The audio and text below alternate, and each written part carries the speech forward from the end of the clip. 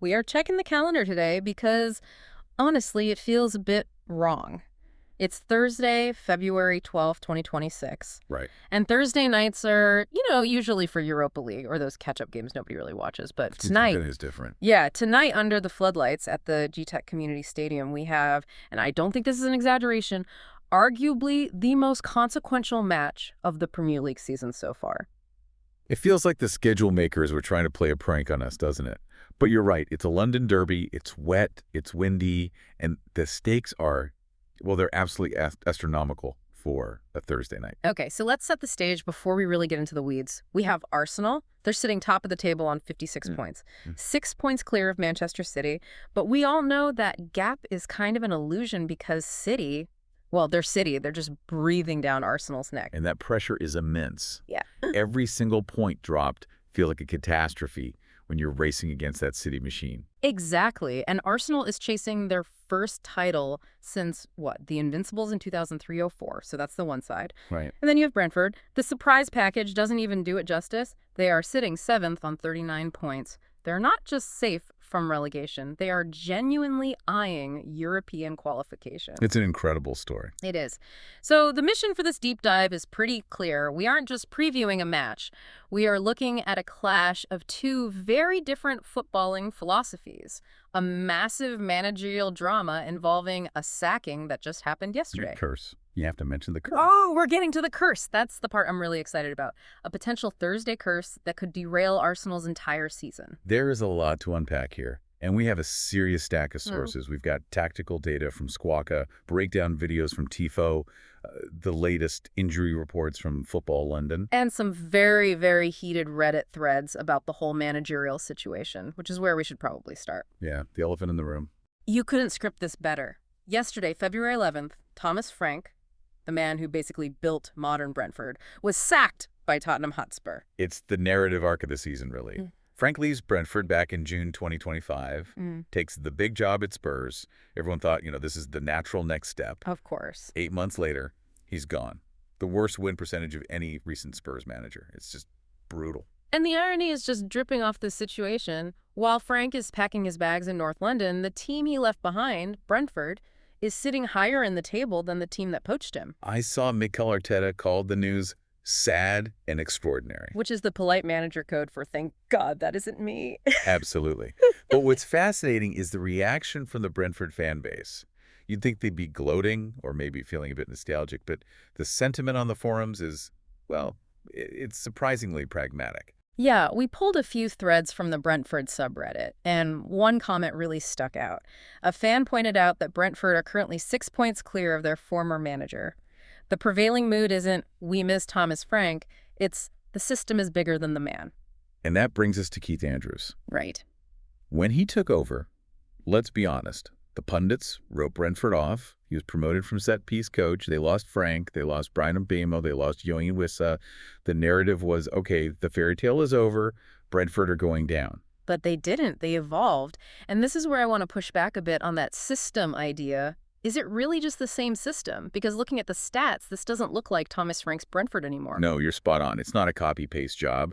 The sources are calling it the Keith Andrews evolution. So what's different? Under Frank, Brentford was pragmatic, sure, but Andrews has dialed the dial up to 11 on one specific concept: verticality. Okay, verticality. We hear this buzzword a lot. To the average fan, that just sounds like kick it long and run. Is this just a fancy word for old-school hoofball? It's a fair question, but there is a distinct difference. Hoofball is hopeful. You hit it long and you hope something happens. Verticality, the way Andrews plays it, is calculated geometry. Calculated geometry, I like that. It's about moving the ball from your box to the opponent's box in the fewest touches possible, but with precision. So it's speed over control. Exactly. Brentford currently has the highest percentage of forward passes in the league, 36.9%. They are not interested in recycling possession or making pretty triangles in midfield. If there is a passing lane forward, they take it every single time. They sacrifice possession to create chaos. And to play that way, you need a very specific type of player at the back. And this is where the recruitment gets really interesting. They signed Cohen Kelleher from Liverpool. Now, usually when you talk about playmakers, you're talking about a number 10. but the data suggests Kelleher is basically their quarterback. He has been a revelation. Kelleher ranks second in the entire league for accurate long balls. But the stat that really blew my mind is his completion rate for passes over 40 yards. It's nearly 40%. Hold on, let's just pause on that. 40% completion on 40-yard passes from a goalkeeper. That is absurd. It's insane. But isn't that incredibly risky? If he's launching these missiles constantly, aren't they just turning the ball over to Arsenal 60% of the time? That is the gamble. But here is why it works for Brentford. They are set up to win the second ball. Yeah. Even if his pass doesn't land perfectly at a striker's feet, it lands in a zone where Brentford has overloaded players ready to fight for the header or the deflection. So Kelleher just bypasses the entire midfield. He takes Arsenal's press, which is usually their biggest strength, completely out of the equation. He does. It's like Arsenal's midfield press is this sophisticated security system. And Kelleher's just throwing a brick through the window. That is a perfect analogy. And waiting to catch that brick is Igor Thiago. The Brazilian Tang, 17 goals this season. Only Erling Haaland has scored more. And he's the perfect striker for this system. He isn't trying to run in behind for a through ball on the ground. He wants the physical battle. He feeds off scraps. He dominates in the air. And his home form is terrifying. 9 goals in his last 10 matches at the G-Tech. Yeah. So if you're an Arsenal defender, you know exactly what's coming. High balls, physical duels, elbows, just chaos. And it's not just the attack, right? Andrews has tightened up the defense, too. Massively. Under Frank, they were conceding about 17 shots per game. That's relegation form defending. Under Andrews, that's dropped to 12.2. They are protecting their box so much better. Largely thanks to that partnership of Nathan Collins and Sepp Vandenberg. Yeah, Vandenberg has been elite in the air, best in the league for aerial duel success rate. So they invite you to cross, deal with it, and then boom, Kelleher launches the counter. Okay, so we have the unstoppable force of Brentford's verticality. How does Arsenal stop this? Because Mikel Arteta is a control freak. He wants to suffocate teams with possession. But if Brentford doesn't want the ball, does that possession become a trap? It absolutely can be. Yeah. If Arsenal pushes too high, they leave all that space behind for Kelleher to exploit. So the key battle tonight isn't actually in the attack. It's in the midfield pivot. We're talking Declan Rice and Martin Zubimendi. That's the one. The data shows Arsenal spends 7% of their time defending direct balls. That's the highest in the league. They know teams try to go over them. So Rice and Zubimendi have a very specific job tonight. They aren't just ball winners, they are a screen. A screen, like in basketball. Think of it more like a tennis net. Their job is to intercept the flight path. They have to read Kelleher's eyes. If they drop too deep, they invite pressure. If they push too high, the ball goes over their heads to Thiago. So they have to patrol that middle ground, like an anti-missile defense system. That's a great way to put it. They have to win the header before it even reaches the back line. And if the ball does hit the ground... That's where the second ball war starts. Precisely. The sources all emphasize this. Whoever wins the second balls, the loose bounces after a header, wins this match. Brentford leads the league in this. If Arsenal tries to play pretty football and ignores the scrap, they will get run over. There is another layer to this too, set pieces. It's the master versus the apprentice narrative again. It is, yeah. Keith Andrews, the former set-piece coach. Arsenal's Nicholas Jover, who's famous for his routines. So who has the edge? Statistically, it's a stalemate.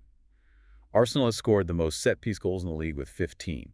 But Brentford, they conceded the fewest with just 4. So an unstoppable force meets an immovable object. Pretty much. Which means the game could be decided by just one single lapse in concentration on a corner. Now, normally, you'd back Arsenal's quality to shine through. They've won 4 in a row, 3 clean sheets, just smashed Sunderland 3-0. But, and there's always a but in February, we have to talk about the red zone. The injury crisis. It's hitting at the worst possible time. And it's not just the number of injuries, it's who is injured. Let's run down this list because it's alarming. Bukayo Saka. The talisman. Picked up that hip injury warming up against Leeds. He's listed as doubtful, but he's likely out. And when you lose Saka, you don't just lose a winger. You lose your entire outlet on the right side. He's the one who holds the ball up and creates space for everyone else. Then you have Kai Havertz, also out with a muscular injury. And that is a massive blow specifically for this game. Havertz provides height. Against Brentford's Giants, you want Havertz in there defending corners and winning aerial duels. Without him, Arsenal look a lot smaller. Add to that, Martin Odegaard is a major doubt, and Mikel Merino is out. That is basically their entire creative engine room. Who steps up? What does the lineup even look like? It forces a fascinating tactical shift. We'll likely see Noni Madueke on the right. Now, Madueke is a great dribbler, but he's very direct. He doesn't pause and dictate play like Saka, so the game becomes faster, more frantic. And up front. This is where it gets interesting. Viktor Gyökeres. The Swede. He came off the bench and scored 2 against Sunderland. Exactly. And honestly, I've been thinking about this. His inclusion might actually be a blessing in disguise for this specific match. Really? How so? Well, Havertz creates through intelligence and movement. Gyökeres creates through brute force. He is a physical monster. On a wet, windy Thursday night against Vandenberg and Collins, maybe you don't want a false 9. Maybe you want a true number 9 who can wrestle with them. So Arsenal abandons the finesse and brings a tank to a tank fight. I kind of like that. It's fighting fire with fire. But Brentford isn't at full strength either. Right, they have some holes too. Kevin Shade is suspended because of that red card against Villa. That removes a lot of their counterattacking speed. And Rice Nelson, the Arsenal loanee, can't play against his parent club. So they are missing their zip on the wings. Who fills in? Dingo Ouattara will likely start. He scored the winner against Newcastle, so he's confident. But you have to keep an eye on Mikel Arteta. He's technically a defender, but he leads their defense in dribbles and key passes. If Arsenal presses high, Coyote is the guy who could just dribble past the first line and open the whole pitch up. Okay, we've got tactics, injuries, drama. Now we have to talk about the Thursday curse. Because when I read this stat in the notes, I had to double-check it. It is baffling, isn't it? Arsenal have failed to win or even score in their last 3 Premier League games played on a Thursday. Not even a goal. Not one. Is this just a statistical anomaly, or is there something to it? Well, statistically, the sample size is small, but psychologically, I think it matters. Thursday games disrupt the whole rhythm. Players are creatures of habit. They're used to Saturday or Sunday. It throws off the recovery cycle, the training load, everything. Yeah. And then you have that midweek curse factor. 8 p.m. kickoff. Away from home. Rain is in the forecast. The crowd at the G-Tech is going to be hostile because they know they can get a result. It just screams banana skin. It really does. And if you look at the betting markets, Arsenal are favorites. -150, which makes sense. But the sharp money, it's wary. Brentford has only lost 1 of their last 8 home games. The G-Tech has become a proper fortress. So most pundits are predicting a tight Arsenal win, maybe 2-1 or 2-0, the logic being that title-winning teams find a way to grind it out. But with the injuries, the style matchup, I don't know, it feels volatile. It feels like a game where the first goal dictates everything. If Arsenal scores early, Brentford has to open up, and Arsenal can control it. But if Brentford scores first, or if it's 0-0 after 60 minutes, the G-Tech will be rocking, and Arsenal might start to panic. Let's zoom out as we wrap up. This game feels like a pivot point. If Arsenal wins, they prove they can win ugly without their stars in a hostile environment. That's champion stuff. It is. But if they lose, the momentum swing to Manchester City could be fatal. City just had that massive comeback win against Liverpool. They are feeling invincible. If Arsenal drops points tonight, that psychological blow might be too much to recover from. And on the flip side, what about Keith Andrews? If he pulls this off. If he wins, he steps out of the shadow completely. He becomes the manager who took the scalp that Thomas Frank couldn't. Which leads me to a final, slightly provocative thought to leave you with. We spend so much time analyzing managers, Arteta versus Pep, Frank versus Andrews.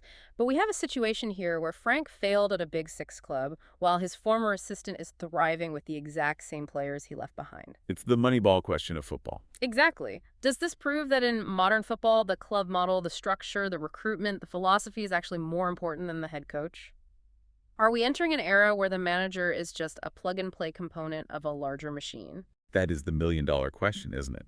We love the great man theory of history, worshiping the genius manager. But Brentford suggests that if the machine is built right, you can swap the driver and the car still wins the race. Something to chew on while you watch Rice and Zubimendi try to intercept those 40-yard bombs tonight.